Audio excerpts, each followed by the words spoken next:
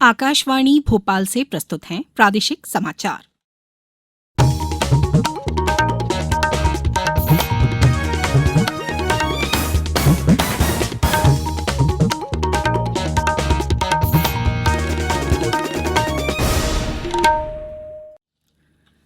नमस्कार, समाचारों के साथ मैं राना शाहिद। पहले मुख्य समाचार। प्रधानमंत्री नरेंद्र मोदी कल जापान के प्रधानमंत्री के साथ द्विपक्षीय और क्षेत्रीय मुद्दों पर विचार विमर्श करेंगे।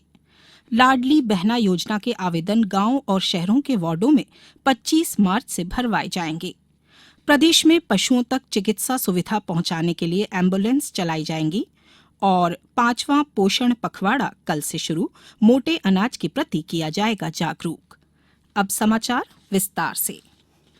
जापान के प्रधानमंत्री किशिदा फोमियो 2 दिन के भारत दौरे पर कल सुबह नई दिल्ली पहुंच रहे हैं। उनका प्रधानमंत्री नरेंद्र मोदी के साथ वार्ता का कार्यक्रम है। बैठक के दौरान दोनों पक्ष आपसी हित के द्विपक्षीय और क्षेत्रीय मुद्दों पर विचार विमर्श करेंगे। इस दौरान G7 के अध्यक्ष पद पर जापान और G20 के अध्यक्ष पद पर भारत की वरीयताओं पर भी चर्चा की जाएगी। जापान के प्रधानमंत्री दोपहर बाद 41वां सप्रू हाउस व्याख्यान देंगे। 2014 में भारत और जापान के संबंधों को विशेष रणनीतिक और वैश्विक भागीदारी का दर्जा प्राप्त हुआ था। दोनों देशों के बीच रक्षा और सुरक्षा, व्यापार और निवेश, विज्ञान और प्रौद्योगिकी, शिक्षा और स्वास्थ्य देखभाल जैसे विभिन्न क्षेत्रों में व्यापक भागीदारी है। प्रधानमंत्री नरेंद्र मोदी ने आज कहा कि मन की बात के पिछले सभी 98 संस्करणों में जमीनी स्तर पर काम करने वाले लोगों की प्रेरणादायक जीवन यात्रा की चर्चा की गई है। एक ट्वीट में श्री मोदी ने श्रोताओं से इन लोगों और उनके अथक परिश्रम के बारे में जानने की अपील की। मुख्यमंत्री शिवराज सिंह चौहान ने कहा है कि लाडली बहना योजना में 25 मार्च से आवेदन प्रक्रिया शुरू होगी। इस प्रक्रिया को बहुत सरल बनाया गया है। मुख्यमंत्री श्री चौहान ने सोशल और इलेक्ट्रॉनिक मीडिया पर जारी संदेश में यह बात कही। उन्होंने कहा कि योजना के फॉर्म आपके गांव और शहर के वार्डों में भरवाए जाएंगे।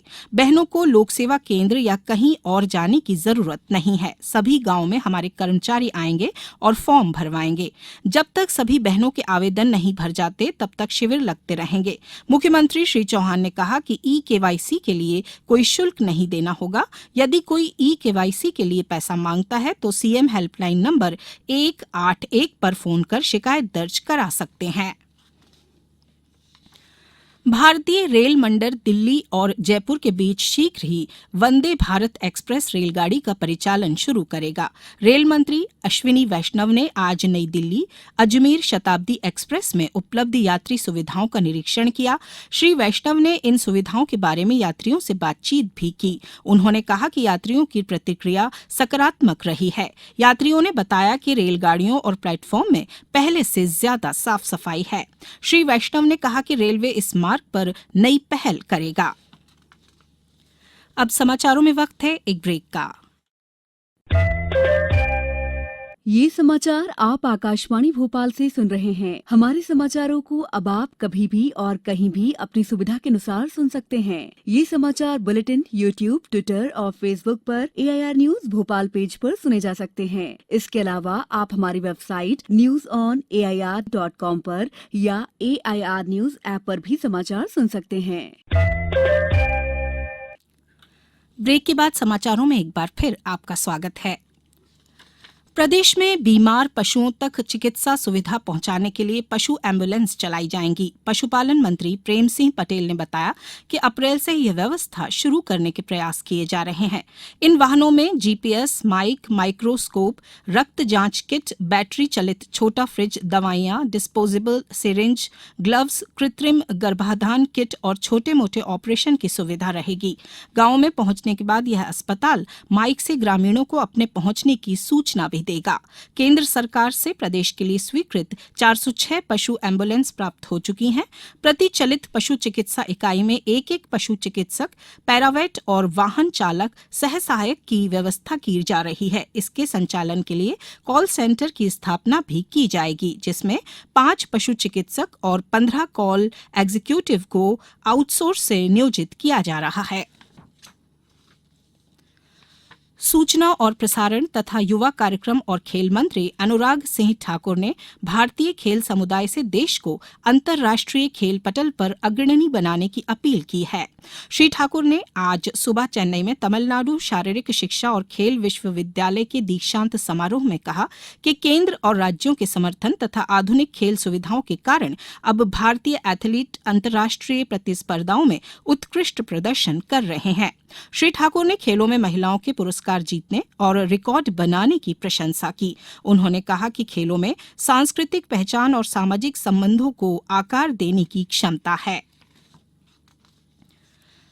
5वां पोषण पखवाड़ा कल से शुरू हो रहा है। महिला और बाल विकास मंत्रालय के इस आयोजन के दौरान देश भर में विभिन्न कार्यक्रम आयोजित किए जाएंगे। कार्यक्रमों में पोषण के महत्व के बारे में जन आंदोलन और जन भागीदारी के माध्यम से जागरूकता का प्रसार करना और पौष्टिक खान-पान की आदतों को बढ़ावा देना है।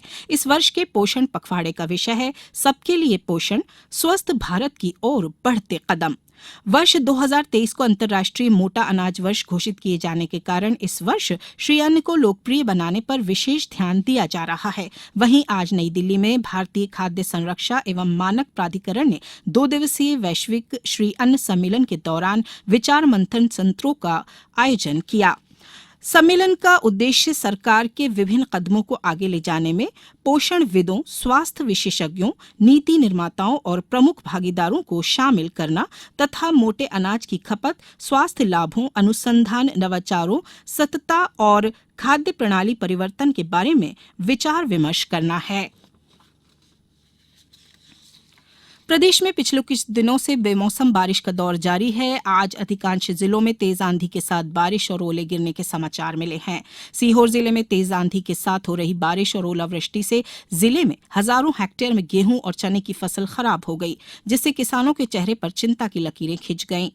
सतना जिले में तेज बारिश और ओले गिरने से फसलें प्रभावित होने की खबर है। खरगोन जिले में भी आज ओले गिरने से फसलों को नुकसान पहुंचा है। सीधी जिले के दक्षिणी इलाकों में भी तेज बारिश के साथ ओले गिरने से सरसों, चना, गेहूं और मसूर की फसलें खराब हो गईं। मंदसौर, आगरमालवा, पन्ना, रतलाम, खंडवा, राजगढ़, शाजापुर सहित अन्य जिलों में बारिश और ओलावृष्टि से फसलों के खराब होने की खबर है। मौसम विभाग के अनुसार अगले 24 घंटों में प्रदेश के आधे से ज्यादा जिलों में बारिश का दौर जारी रहेगा। 2 सिस्टमों के एक्टिव होने से तेज आंधी के साथ बारिश और ओले गिरने की संभावना है।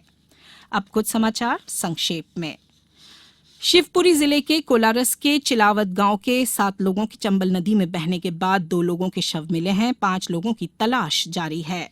भोपाल संभाग के पूर्व कमिश्नर और सीहोर जिले के पूर्व कलेक्टर कविंद्र कियावत मोटरसाइकिल से नर्मदा परिक्रमा के दौरान आज सीहोर पहुंचे। यहां लोगों ने उनका आत्मीय स्वागत कर नर्मदा परिक्रमा की शुभकामनाएं दी। छिंदवाड़ा जिला जेल में गत दिवस आयुर्वेदिक स्वास्थ्य शिविर संपन्न हुआ। शिविर में लगभग 243 कैदियों का स्वास्थ्य परीक्षण कर औषधि वितरित की गई। बैतूल में आयोजित 3 दिवसीय मड़ई उत्सव के दूसरे दिन कल जनजातीय नृत्यों की धूम रही। कलाकारों द्वारा आकर्षक जनजातीय नृत्यों की प्रस्तुति दी गई। इस बुलेटिन में फिलहाल इतना ही। नमस्कार।